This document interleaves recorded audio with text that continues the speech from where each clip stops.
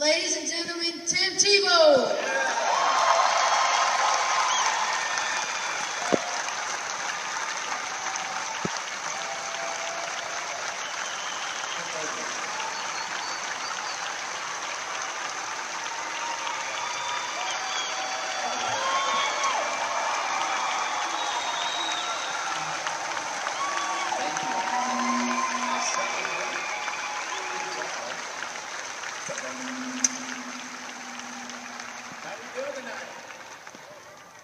Kidding? How are we doing tonight? Okay, well, David, jump, I like it. Nice. Nice to see you tonight. I like that even better. Welcome to Memphis, Tim. Glad you're here, man. Yeah. I've got a series of questions I'd like to ask you. I love it. Real hard ones and some layups. I heard you were a tough one. Yeah. So I'd love to just spend some time doing this. Now, you know this is the home of the Memphis Grizzlies, right? Okay. First question's a tough one. So y'all do not like the Spurs then? No. Were you kind of rooting for the Grizzlies in the NBA playoffs? Sure. Okay, great. Good answer. All right. In visiting with you backstage, you did mention something interesting about your favorite NFL team growing up. Let's start with an easy one. So tell us a little bit about your favorite NFL team growing up. I always get asked about this. I was actually a Dallas Cowboys fan. I love the University of Florida and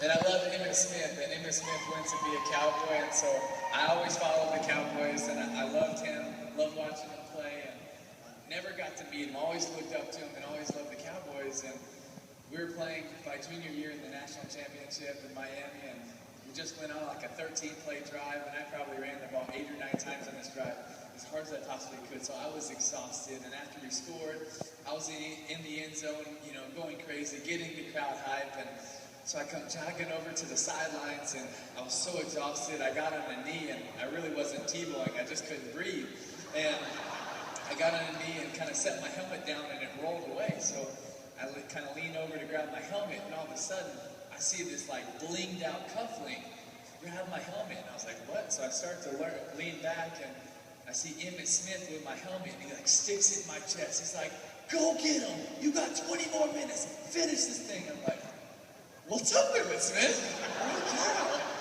And so like 2 plays later, Ahmad Black got an interception. I'm jogging out in the field. I'm like, Percy, did you see that? I just gave Emmitt Smith a hug. So it was pretty cool for me to meet one of my heroes and role models. Awesome. Great story. Anybody that thinks about you, watched you play, there's that competitive spirit about you, just an extraordinary competitiveness. Like, talk about where that started, how that started. Well, for me, I was the baby of 5. I grew up on a farm on the west side of Jacksonville, and I had 4 older siblings. So you learn to be competitive at an early age, or you're not even going to get any food off the table. So we will always compete out in the yard with all my siblings, mom and dad. Always do that. So by the time I started playing sports, I was 4, about to turn 5, and they signed me up for T-ball at Normandy Ballpark, and I was on the White Sox. I had number 35, just like Frank Thomas, and I was playing for Coach Langley, and I show up to our first game so excited, so ready to play, and Coach gathers us all together, and he leans down, and he says, okay, guys, now, it doesn't matter whether you win or lose, it's only about having fun. And I'm just sitting there so puzzled, like, what is this dude talking about? I grabbed by the shirt, and I pull on his shirt, and I said, Coach, you're wrong. It's only about winning. That's when you have fun. And coaches do when you're real young. He looks at me like, you're in trouble. He says, wait right here. And I'm standing right on first base. And he walks down the first base dugout where my dad's standing, sitting on the bleachers. And he says, Mr. Tebow, you come down here. So my dad walks down, and he says, Mr. Tebow, I think we have a problem with your son. My dad's like, what did he do? And he goes, he's overly competitive.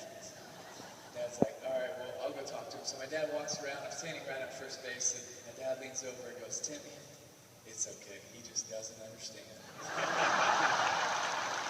So that's what it was like for me at a young age. We learned to compete. We learned to compete and to try to win. And I can still remember that season, that first game. I started at first base, and then we realized that a lot of kids couldn't catch. Half of them were more worried about the snow cone they would get after the game, or trying to find a 4-leaf clover in the outfield. And the only thing I could think about was trying to win. So after that inning, they moved me to the middle of the field where you stand in the middle of the circle. And wherever the ball was hit, I would run it, I would go get it and take it away from my teammate. And I throw it to first, and a few times the guy dropped it, so I said, okay, well, I got to do whatever I can to win. So when I get the ball, just run to first and beat the guy to first or tag the guy out. And so after that, the next inning, Coach Langley pulled me over and he said, Timmy, you're doing a good job trying to be real positive, but you got to throw the ball to first. I said, why, Coach? You can't catch. He said, you just have to do it. And, that was a huge learning opportunity for me that whole year. And, baseball came very easy to me. So that season, I would be very blessed, put the ball in the tee or coach would toss it. And it's so easy. It's T-ball. So I'd hit a lot of home runs and I'd do very well. And one of the first things that happened was I became very arrogant. I became very proud as a little kid that I was good at T-ball. And so the last thing I'd do on Saturday was play a game. And the first thing I'd do on Sunday was go to church. So when I go to church, first thing I do at church is want to tell everybody, hey, guess what? I hit 3 home runs yesterday. I went 4 for 4. I did this. And at a young age, I was very arrogant and very proud. And so from that week on, every week before a game, I had to memorize and quote a scripture verse to my mom about humility. About how pride goes before destruction, or haughty spirit before stumbling, or God gives grace to the humble, but as opposed to the proud. And so week after week after week, I'd have to memorize these scripture verses, and I didn't really understand why at the time. Until years down the road when I realized that you are no better just because you're decent at a sport. It doesn't make you special because you can play football, baseball, basketball. See, those are just gifts from God that we're all blessed with different gifts. It doesn't make us more special or better. It just makes us unique. God gave us a gift, and it's how we use it for His honor and for His glory. And that was one of the coolest things I learned at an early age.